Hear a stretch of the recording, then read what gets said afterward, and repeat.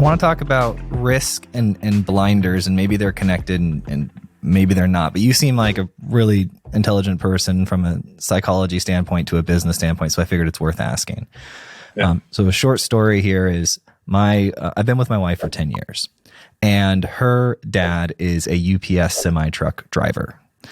And 10 years ago, our first Christmas dinner where we're all sitting around the table, I start talking with him like, hey, have you seen this autonomous driving technology?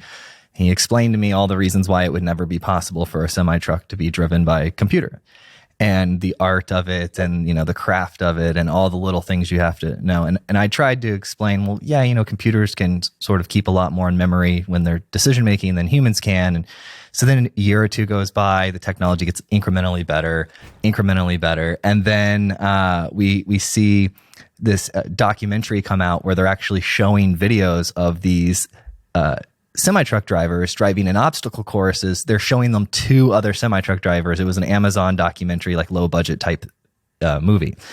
And I saw how defensive they all were about how it's not going to be possible. This is just every stage they were denying, all the way up to the Christmas, I think 3 years ago, where I actually I told him, I said, hey, I think it was Uber or some of the one big brand made its first semi-truck delivery. Like successfully made it. And I showed him that. And he's like, no. I'm like, here's the video of it. Like, it's done. Like, he's like, not possible.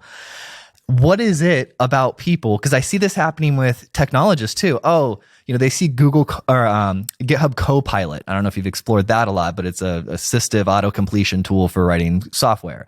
Oh, that's just something. And they're constantly dismissive until the point. What is it about humans? What is it about our brain that's wired? Why is this happening on all of these different areas? Why are we putting our blinders up? Our brain is 10,000 years old, and it really hasn't changed with the fact that everything is speeding up.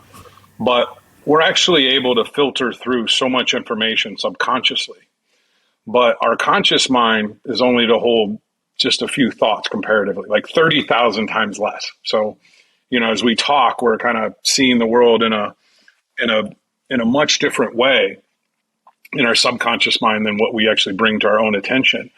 The reality, it doesn't serve us well to kind of think that we're going to be disrupted. So we want to fight that. And the amygdala, which is really your fight, flight, or freeze function of your body, is that your executive decision making, once it gets past the amygdala, is like, I'm going to fight this because, I need the status quo. And it's just about change.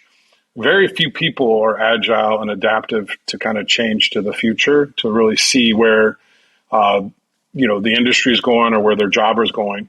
But what's interesting is there's this super conscious, and I won't get spiritual on you, but it's this idea that all the jobs out there that are really hard to fill right now, and that includes semi-drivers, it includes McDonald's workers, so you see this system that's an ecosystem is a naturally imbalanced, like from biomimicry, as you look at nature, only when humans kind of interfere and start messing with the system. And I talk about this in my book a lot, that you start to kind of disrupt this pattern of growth. But semi-truck drivers, for example, are probably not in any jeopardy right now, because there's going to be an adoption rate that takes a while. And those semi-drivers that want to still drive will still drive, but every trucking company, and I'm actually friends with some of the ownership of Knight and Swift, and they're a huge trucking operation out of Phoenix. And, they'll adapt to this because they can't hire the people.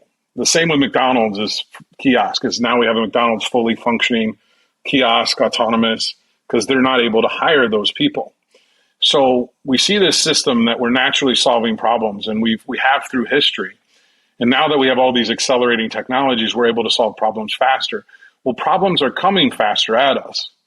And that's where, like, the idea that we have a supply chain, disruption that we had in 2021 because of COVID and, the global supply chain, technology will eventually, take that out of human hands, and that's where these things are all pushing a greater ecosystem to, like, let's solve for these things. So, in particular, I think change in people, it's much easier to not change than to change. It's much easier to not make a decision than make one, but you are always making a decision. And when you're not changing, you're actually resisting. And that's a whole part of my course is what you resist persist, which is a Carl Jung thought. And we resist a lot to actually feel part of our comfort zone because we don't want to step outside of a comfort zone. And I always say it's that you jump into fear, which is false evidence appearing real. And that's really your amygdala that's 10,000 years old that for good reasons, basically is to say, stay the same or be in the same environment. Don't go out of, if you're on the savannah in Africa, when the amygdala started and there's a lion on the horizon, it's like, go back to the fire and be around all the people. That was a natural intuition that helped people survive in those days. Now we go 10,000 years forward and we have the complexity of the decisions we have. We think we have the sophistication, but we're run by this really, really complex, brain, which is honestly in the universe is the most complicated thing and the thing we don't completely understand more than anything. But it literally rules all of our emotions. And emotions is what creates change. And that emotion is when someone does lose their job, they will change. They will then say, okay, now I see I have to do this. But fighting it logically is really the resistance of CEOs and CTOs, that companies that get disrupted because they're willing to stay the course on something that obviously as things evolve, we almost evolve with these technologies. And I also say is use technology, don't let it use you. I think it's a big part of learning. Right now, there's a good part of society that technology is using them, and we complain about it. Yet there are tools and things to actually leverage that technology instead of it leveraging you. And that's what we're kind of seeing as the world changes. And that's even using ChatGPT as an advantage is embracing the change of the technology and understanding and being one of the people on the side that really takes advantage of those opportunities. Those are the leaders that are going to lead into the future. Those are the ones that are going to disrupt whatever exists right now. All business models are being disrupted. And, we take Apple, we take Microsoft, we take Amazon, we take any of these companies. And 5 years ago, their business model was completely different than what it is today. And those are your largest companies that are fighting to survive. And Jeff Bezos and even said, companies last about 30 years. Amazon's been around 30 years. It's not going to last forever.